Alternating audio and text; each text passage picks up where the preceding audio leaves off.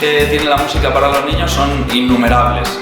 De hecho, la música es tan transversal que está relacionada con todas las competencias básicas. Podemos trabajar desde lo más evidente, que es la comunicación lingüística, tanto en expresión como en comprensión, pero podríamos trabajar incluso las matemáticas, por ejemplo, a través de conceptos como el ritmo, los compases, etc. Hablar de historia y de cómo ha influido también la tecnología en la música, un sinfín de cosas.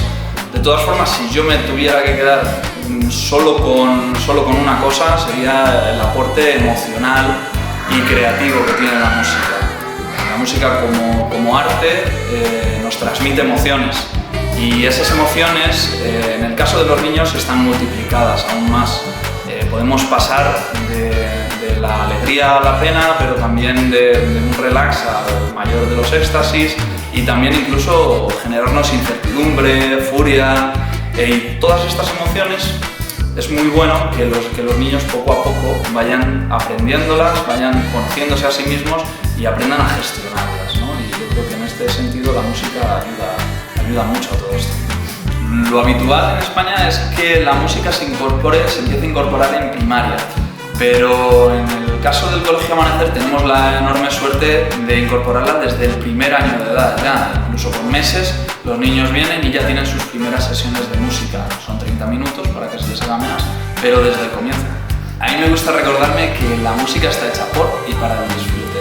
En ese sentido siempre trato de buscar actividades que sean mucho más lúdicas y tratar y trabajar los conceptos a través siempre del juego. Partimos de conceptos más sencillos, como puedan ser conceptos rítmicos o también el ruido, el sonido, el silencio, todo este tipo de cosas, pero sobre todo intentamos aludir a la parte más emocional y creativa de la música. Luego, hay distintas vías por las que trabajar esto. Lo podemos trabajar desde un bloque de escucha o desde la interpretación o también a través del movimiento. Pero al menos hay que trabajarlo por una de ellas, ¿no? Pero podemos hacerlo por varias. Por ejemplo, en el caso del Bosque Mágico, que es un juego que utilizamos desde bien chiquititos, yo hago sonidos, hago ritmos que ellos han de identificar a distintos animales.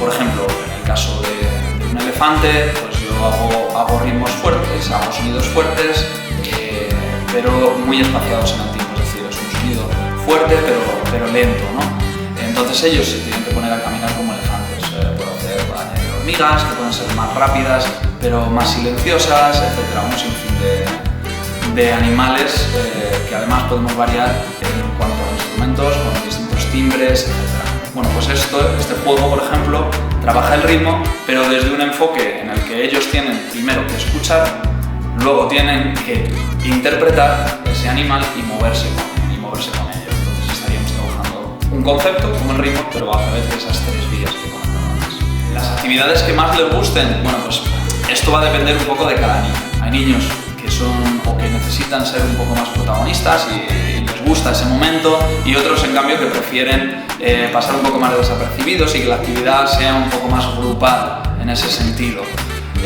También hay niños que prefieren actividades con un mayor movimiento porque lo exigen así, son más inquietos, y luego hay otros que están muy cómodos en la actividad de escucha porque son muy atentos y les encanta. Depende muchísimo, la verdad. ¿A favor o en contra de las nuevas tecnologías? Bueno, pues en mi opinión, siempre a favor. Lo que ocurre es que la tecnología tiene que ser una herramienta más, no una metodología en sí. Me explico. Entre dos alternativas distintas para enseñar un mismo concepto, elegiré la opción tecnológica si mejora la otra opción o yo considero que es más efectiva. Por ejemplo, en el caso de que estemos trabajando una nueva canción, yo siempre prefiero tocar la guitarra, llevar la propia guitarra y cantar con ellos, porque creo que además de la actividad, que va a ser mucho más emocionante, creo que es más novedosa para ellos, sobre todo hoy en día que están tan cansados o tan bombardeados por vídeos, ¿no?